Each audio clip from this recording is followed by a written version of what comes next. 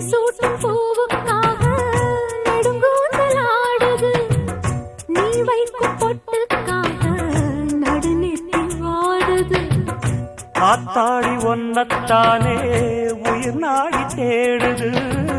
காவேரி எங்கே போகும் கடல் வந்து கூடுது.